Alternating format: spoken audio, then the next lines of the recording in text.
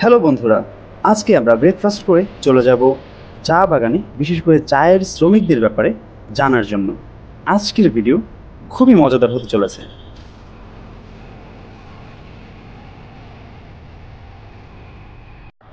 এত সুন্দর পরিবেশ আর এত সুন্দর এখানকার রাস্তাঘাট, আপনার মন প্রাণ সব জুড়িয়ে যেতে বাধ্য।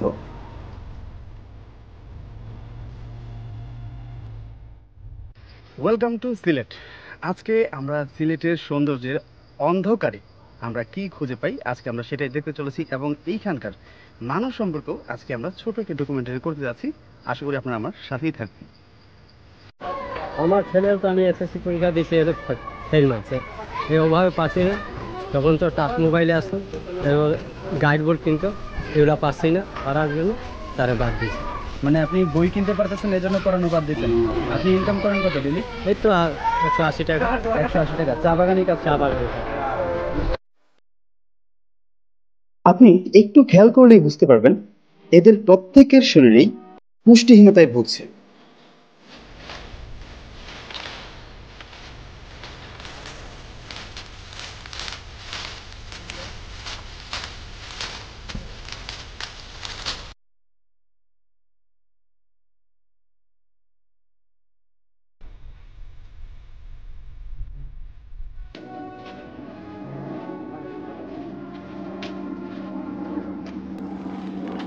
এগুলো চেক করার কোনো সুযোগ আছে এগুলো অরিজিনাল কিনা? হ্যাঁ, এটা original, আমরা বাগানে কত করে বিক্রি করেন এগুলো? ওটা আপনাকে 150 টাকা। সিলেটের সবচেয়ে বড় সম্পদ যেটা, সেটা কিন্তু এই চা পাতি। এবং আপনারা কিন্তু বাগান কিন্তু দেখতে পাচ্ছেন, এই যে এখানে বাগানটা কিন্তু দেখতে পাচ্ছেন। এই এই বাগানেরই চা তারা সরাসরি কিন্তু বাগানেই বিক্রি করে থাকে এবং এখান থেকে আপনারা চাইলে কিন্তু নিয়ে যেতে পারেন। এবং আমরা যেই বাগানটা এখন আছি এটা হচ্ছে মালনী ছড়া। হ্যাঁ, লাক্ষরতলা। মালনী ছড়া আরেকটু সামনেই, মানে এটা হচ্ছে স্টেডিয়ামের আশেপাশে। তো এখানে যদি আপনারা আসেন, বাগানে যারা কাজ করে, বাগানে যারা সেল করে, আপনারা চাইলে তাদের কাছ থেকে কিন্তু কিনে নিতে পারেন এবং আশা করি যেগুলো আপনাদের জন্য ভালো হবে। আর ওইগুলো কত করে? এটা 150 টাকা। এর মধ্যে তফাৎ কি? এটা একটু মেরামত করতে, এটা তো হলো পাতার চা। কচি পাতা। আর এটা হচ্ছে আপনার বড় পাতা নাকি? এটা হলো মানে কচি পাতার চা আর ওই ডাটা মাটা সহ যেগুলা, মানে তার মানে হচ্ছে ছোট পাতিটা সবসময় ভালো।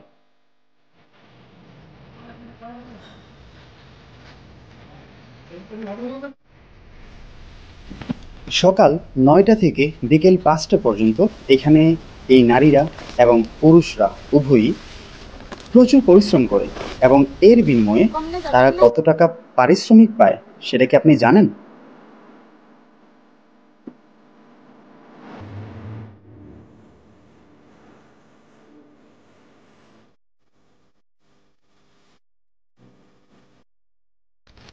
সারাদিন সংগ্রহকৃত পাতাগুলো ঠিক এভাবেই মাথায় বোঝা করে তারা একটা নির্দিষ্ট জায়গায় নিয়ে যায়।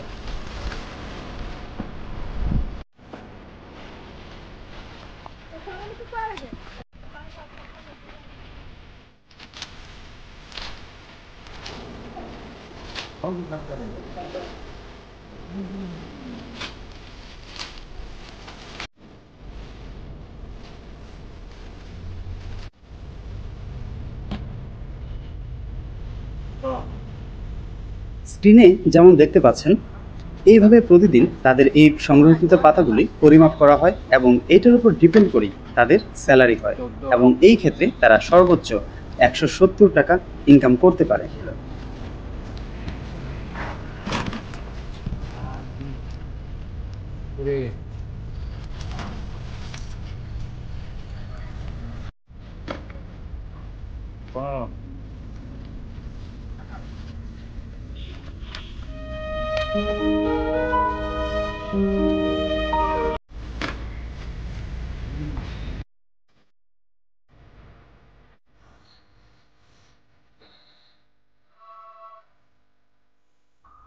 পরিমাপ করার পর সেই পাতাগুলো এনে এই ভ্যানে করে নেওয়া হয় ফ্যাক্টরিতে এবং ফ্যাক্টরিতে নেওয়ার পরই এটার চা তৈরি করার প্রসেসিংটা শুরু হয়।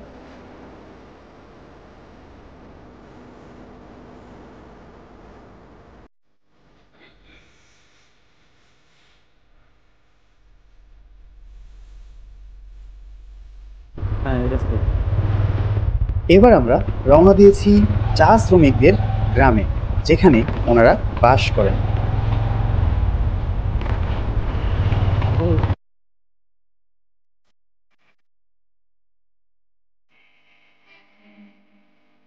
যে ঘরটি আপনারা স্ক্রিনে দেখতে পাচ্ছেন, এটি মূলত তাদের একটা অফিস, যেখান থেকে প্রতি সপ্তাহের বৃহস্পতিবার তাদেরকে পেমেন্ট করা হয়।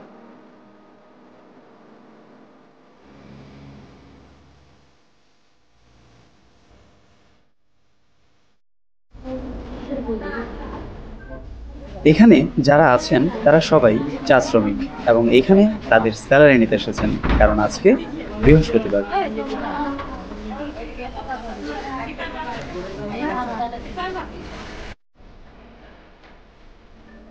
চা পাতা পরিমাপ করার সময় যে পরিমাণ খাতায় উল্লেখ করে রেখেছিল, সেই হিসেব করে এখন তাদেরকে পেমেন্ট করা হচ্ছে এবং আমরা অনুমতি সাপেক্ষে তাদের ভিডিওটি ধারণ করছি।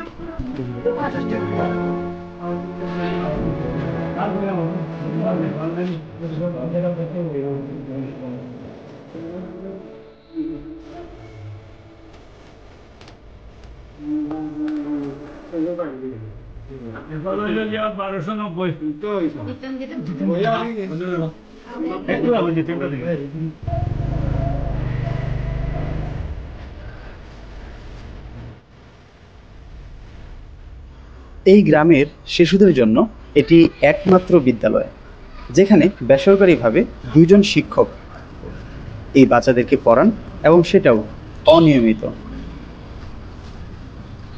আর যদি বিদ্যালয়ের ভিতরের অবস্থাটা আমরা দেখতে চাই, তাহলে অনেকটা এইরকম।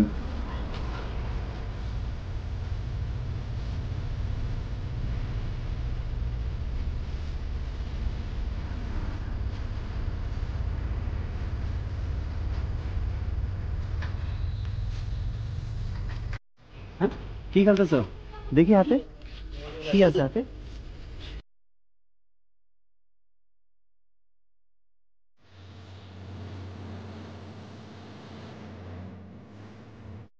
এবার তাদের বাসস্থানগুলো দেখা যাক এবং তাদের মুখ থেকে কিছু কথা আমরা শুনব, যেই কথাগুলো ওদের মনে অনেক দিন ধরে তারা ধারণ করে এসেছে।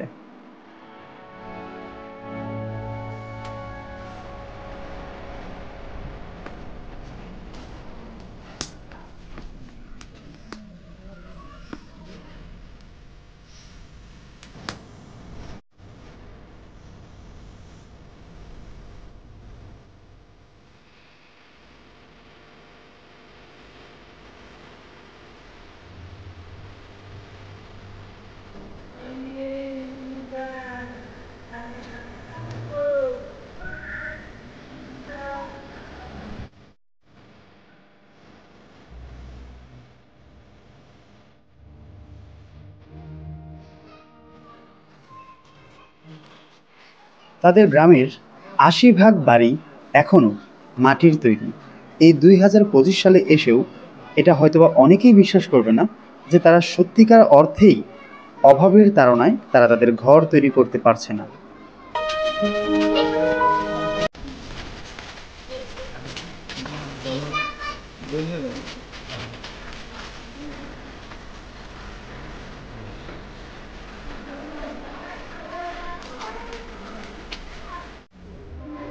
এই যে আমার 2 ছেলে আছে, লেখাপড়ে কিভাবে করাইমু কিভাবে না, আমি তো টাকা পয়সার অভাবে মানে টাকার জন্য বই কিনতে পারতেছেন, বই কিনতে পারছি না, কলম কিনতে পারছি না। করতে পারতেছেন না।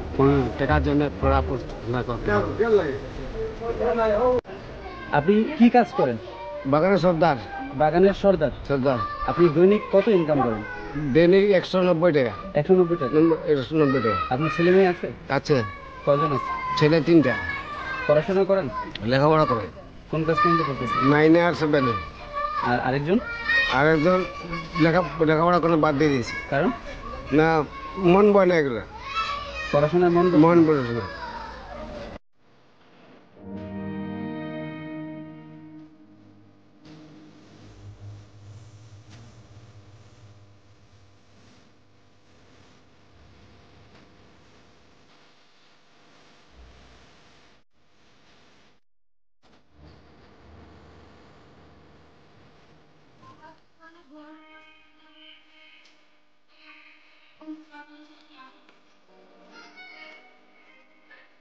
আমরা তো গরিব মানুষ, আমরা তো হাওয়া তুফানে ঘর ভাঙিয়ে গেছে, আমরা তো স্বামী নাই, আমরা কে বানায় দিব? যে গরুর গোয়ালের মতন আমরা গোয়ালের মতনই থাকি, এবার পড়ি রয়েছে এই জায়গাতে। আমরা তো রাস্তায় যেমন ঘরে এমন সমান হয়ে গেছি আমরা, যে রাস্তা হাঁটতে দেয় এই রাস্তা এই ঘরের মাঝে আমরা এই ব্যবহারে আসো।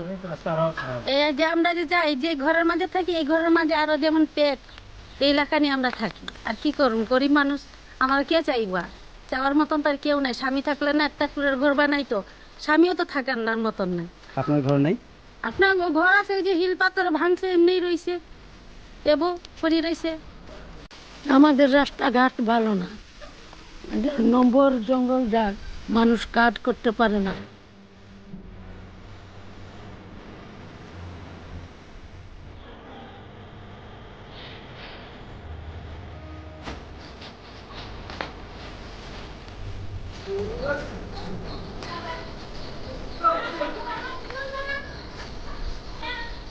আপনার 4 জন ছেলে মেয়ে, তাদের পড়াশোনা কতটুকু পর্যন্ত করাইছেন? বড় মেয়ের ম্যাট্রিক, বড় মেয়ে এসএসসি পরীক্ষা দিছে, আর ছোটগুলা? ছোট গিলা আরেকটা মেয়ে দিছে 5 ক্লাস, আর বড় ছেলে 7 ক্লাস। 7 ক্লাস। তারা কেউ কলেজে কি পড়ছে? না, কাউরে কলেজে দেন নাই। কোন স্কুলে পড়াশোনা করেছেন বড় মেয়ে? এটা হাই স্কুল, মানে আপনাদের গ্রামের বাইরে? এয়ারপোর্ট। এয়ারপোর্টে। তো ছোট ছেলেদেরকে পড়ান নাই কেন, বা মেয়েদেরকে পড়ান নাই কেন? না, ছোট ছেলের ভর্তি করছিলাম, ভুলে যায় লেখাপড়া। লেখাপড়া ভুলে যায়, হ্যাঁ। এই জন্য ভর্তি করান নাই। না, আর এরপরেরটা যেটা 7 ক্লাস পড়ছে, এই তারও বাগানে কাজ করাই। বাগানে কাজ করছে। কত টাকা ইনকাম করে বাগান থেকে? বাগান থেকে কত পাইব? তো কত পায়? পুরা কাজ করলে 1200 টাকা আর কই যেত? 1200 টাকা কি সপ্তাহে? 6 দিনে? হ্যাঁ। তো যদি পড়াশোনা করতো তাহলে সে কত টাকা ইনকাম করতে পারতো জানেন? আর করতে পারলে কি হবে, তার বাবা অসুখ পড়ে গেল, তার বদলি কাজে আমায় গেল। আচ্ছা, বাবার অসুখের কারণে ছেলে হ্যাঁ। কাজে চলে গেল। হ্যাঁ। আপনার ছেলে আছে এখানে কাছাকাছি? না, এখানে তো নাই, ছোট ছেলে এদিক থেকে গেল, আর বড় ছেলে কাজে আছে বাগানে।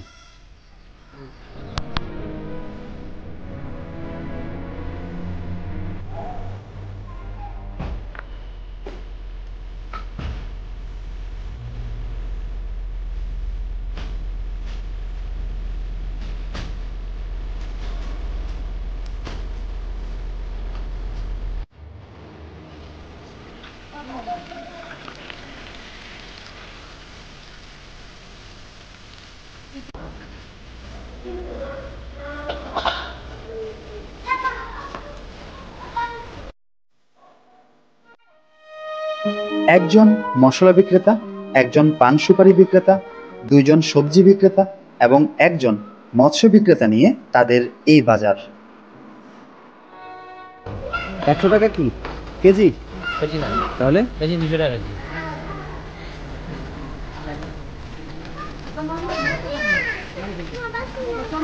আর কি আছে মাছ দেখি?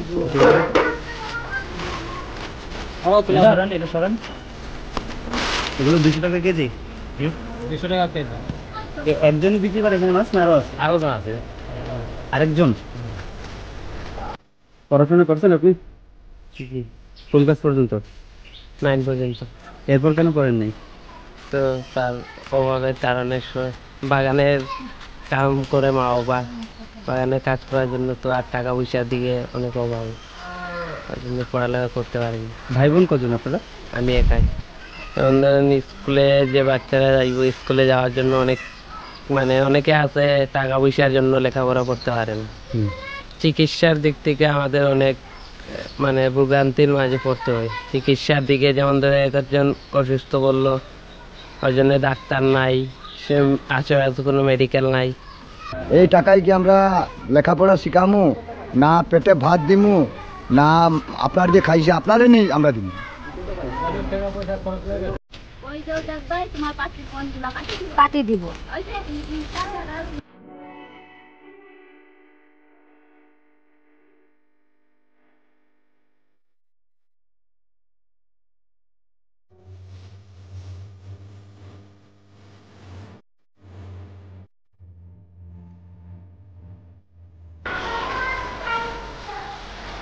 শত প্রতিকূলতার মধ্যে থাকা সত্ত্বেও তারা প্রতি বছর এই একটি উৎসব সবাই সম্মিলিতভাবে পালন করে, এবং এটি হচ্ছে দুর্গোৎসব।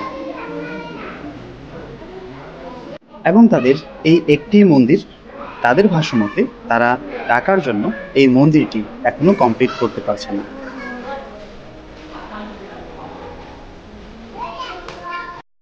সমাজের বিত্তবানদের প্রতি আমাদের আহ্বান থাকবে, আপনারা যতটুকু সম্ভব তাদের পাশে দাঁড়ান। এবং আমরা এখন এখান থেকে চলে যাব একটি বিখ্যাত পুকুরে, যেটা নিয়ে মোটামুটি একটা রিউমার্স আছে।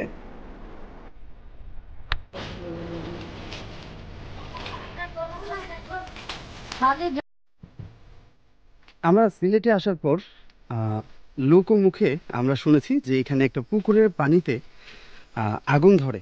আপনি যদি কোনো গ্যাস লাইট কিংবা যে কোনো মাধ্যমে আপনি সেখানে যদি আগুন ধরেন তাহলে সেই পানিটাতে আগুন ধরে। তো বিষয়টা আমাদেরকে কিছুটা কৌতূহল জাগিয়ে দিয়েছে।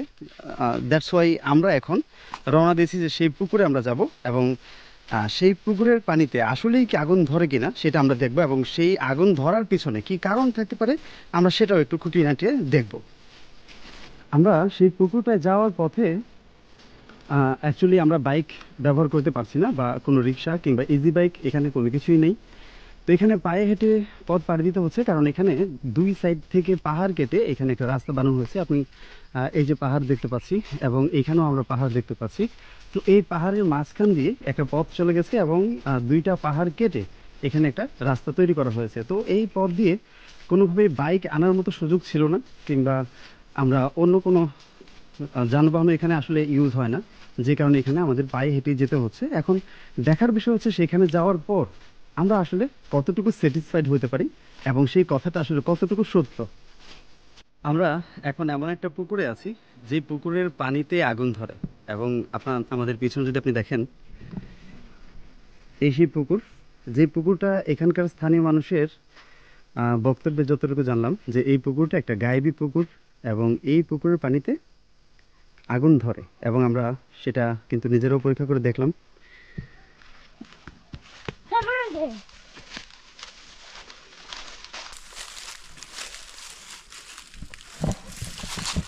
এই এতটুকুই ধরে? দেখি তো বাবু, তুমি সরো একটু দিকে বসো।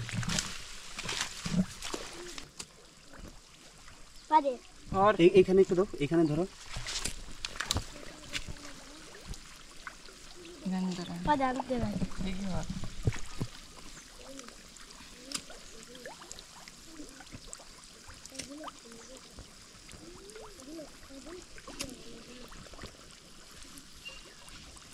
তো এই পুকুরটাতে মোটামুটি আমরা দেখতে পাচ্ছি যে এক ধরনের একটা বুদবুদ চারিদিকে আছে। সম্ভবত এটা এখান দিয়ে কোনো গ্যাস বের হচ্ছে, সম্ভবত পুরো এলাকাতেই গ্যাস থাকতে পারে। তো আমরা জাস্ট এই বুদবুদগুলোর আরেকটু কাছে আমরা ক্যামেরাটা নিয়ে যাচ্ছি।